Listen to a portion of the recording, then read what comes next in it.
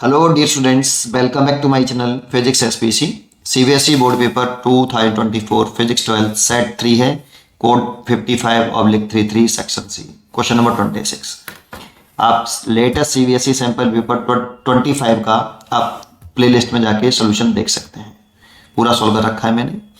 और CBSE board paper 2024 का code 042 का भी पूरा सोल्यूशन कर रखा है। अब ये कोड 55/3 का सेक्शन सी का 26 तक पहुंच गए। इससे पहले भी हम बना चुके हैं वीडियो, आप प्लेलिस्ट में जाके देखें, सीरियल नंबर से डले हुए हैं। ठीक है, question number 26, state the bore second postulate. Bohr second postulate पूछ रहा है for his theory of hydrogen atom and prove that the radius of Bohr orbits of hydrogen atom is directly proportional to n square where n is the principal quantum number। देखो, Bohr के 3 postulates होते थे, तीनों नहीं लिखने, केवल second postulate लिखना है। तो यहां लिखें सोल्यूशन, बोहर्स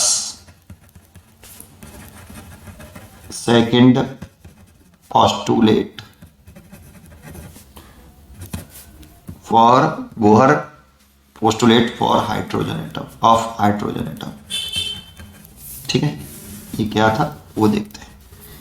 इसका नाम था क्वांटम कंडीशन। इसके अकॉर्डिंग क्या था, only those orbit are possible in which the angular momentum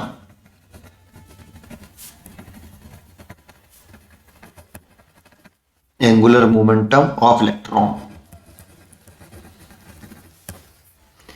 is in an integral multiple of h/2 pi। h is a Planck constant, है ना। That is Bohr found that angular momentum of the electron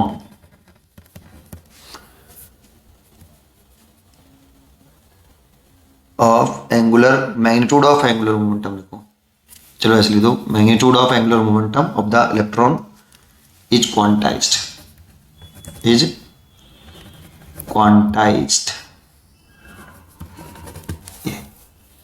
ठीक है, that means angular momentum of electron L लिखते थे, ये h/2 पाई का integral multiple होता है। इलेक्ट्रॉन का एंगुलर मोमेंटम लिख सकते हो MBR is equal to h/2 pi. ये तो लिखा। हियर जो n है यहाँ पे, इसे प्रिंसिपल क्वांटम नंबर बोलते हैं। प्रिंसिपल क्वांटम का मतलब होता है, ये इंटीजर में होता है बेटा, क्वांटम नंबर 1 2 3 4 5 ऐसे, और लास्ट है ना। तो ये है बोर का सेकंड पोस्टुलेट। इसको याद रखो, ये भूल जाता है। Only those orbits are possible in which angular momentum electron is integral multiple. देखो n की वैल्यू 1 है, तो h/2 पाई का इंटीग्रल मल्टीपल है। h/2 पाई में 1 का मल्टीप्लाई कर सकते हो, h/2 पाई में 2 का मल्टीप्लाई, मतलब वही ऑर्बिट पॉसिबल होंगे जिसमें इलेक्ट्रॉन का एंगुलर मोमेंटम निकालोगे, वो h/2 पाई का क्या आए, इंटीग्रल मल्टीपल आए। That means angular momentum electron का क्वांटाइज्ड होता है, ऐसा क्वेश्चन में बोला गया। ये बोहर पोस्टुलेट बोला गया सेकंड हाइड्रोजन एटम का। ठीक है, अब हमें प्रूव करने की कह रहा है कि रेडियस ऑफ ऑर्बिट।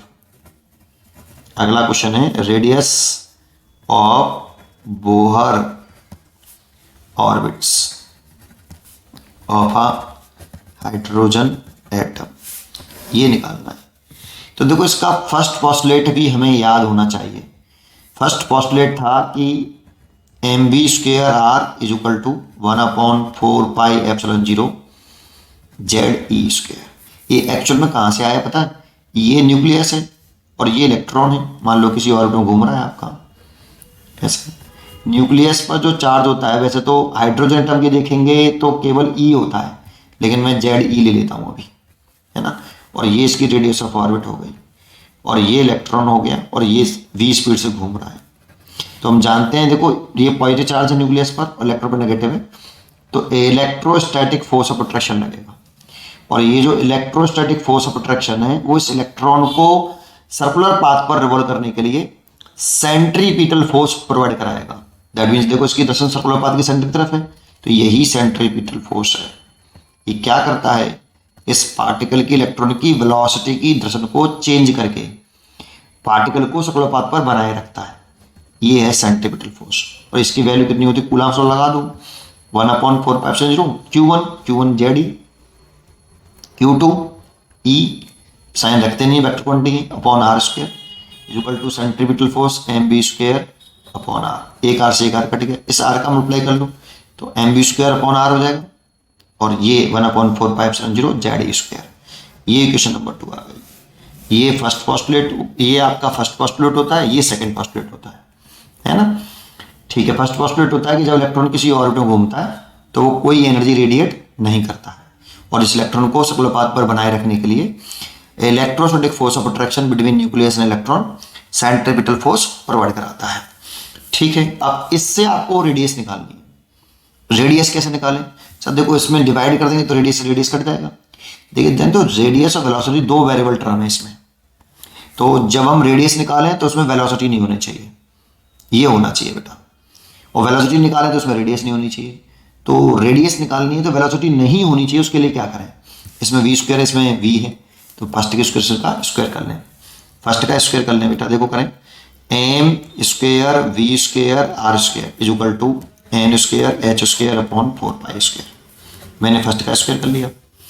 अब तीसरी में फर्स्ट का डिवाइड कर दें, तीसरी में फर्स्ट का डिवाइड कर दें, खत्म हो जाएगा देखो अपने आप, m square v square r square divide by second का डिवाइड कर दें, सॉरी सेकंड इक्वेशन का, तो m v square r is equal to, ऐसा क्यों किया अभी समझ में आता है, n square h square upon 4π square divide by 1/4πε0 ZE square. ऐसा इसलिए किया क्योंकि मैंने अभी वर्ड यूज किया, जब रेडियस निकालें तो उसमें वेलोसिटी नहीं होनी चाहिए। तो देखो अगर इस पोस्टुलेट को देख रहा हूं और इसको देख रहा हूं, मैं चाहता हूं कि वेलोसिटी ना हो तो उसमें भी v स्क्वायर हो, इसमें भी v स्क्वायर कैंसिल हो जाएंगे, इसीलिए मैंने इसका स्क्वायर किया और फिर डिवाइड कर दिया। तो देखो m से एक m कट गया, v स्क्वायर से पूरा v स्क्वायर कट गया, एक r से एक r कटा, तो यहाँ पे बचा mr, जो वेलोसिटी पूरा गायब हो गया, और ये 4πε0 ऊपर पहुंच जाएगा तो 4πε0 ऊपर आ गया, n स्क्वायर हो गया, h स्क्वायर हो गया, डिवाइड बाई ये वाला आ गया 4π स्क्वायर ZE स्क्वायर। यहाँ से रेडियस निकल आएगी बेटा आपकी, है ना। तो रेडियस की वैल्यू कितनी आई वो देखते हैं। रेडियस आई r is equal to 4πε0 n square h square upon m नीचे और लिया 4π स्क्वायर m ZE स्क्वायर, ये आई। लेकिन for hydrogen atom, for hydrogen atom ये करना ना भूलना, z की वैल्यू 1 लिखना जरूरी है। तो r इज इक्वल टू हो जाएगा 4πε0 n square h square upon 4π square m E square, ये हो गया। और यहां से देखिए r proportional to n square है, देखो दिख रहा होगा आपको, और यही हमें प्रूव करना है। बाकी का सारे टर्म कांस्टेंट है, उस टर्म की वैल्यू सॉल्व करते हैं तो 0.53 आती है बेटा एंगस्ट्रॉम में, है ना। और इनटू n स्क्वायर अलग कर लो और z अलग कर लो, ये एक्चुअल में फॉर्मूला होता है। और हाइड्रोजन टर्म के लिए z बराबर 1 हो जाएगा, ये शॉर्टकट फॉर्मूला होता है इसका। ठीक है, हमें तो ये प्रूव करना था। Here n is a principal quantum number, वो हमने ऊपर ही लिख दिया है। उम्मीद करता हूं कि आपको ये क्वेश्चन जरूर समझ में आया होगा। पढ़ते रहिए और खुश रहिए।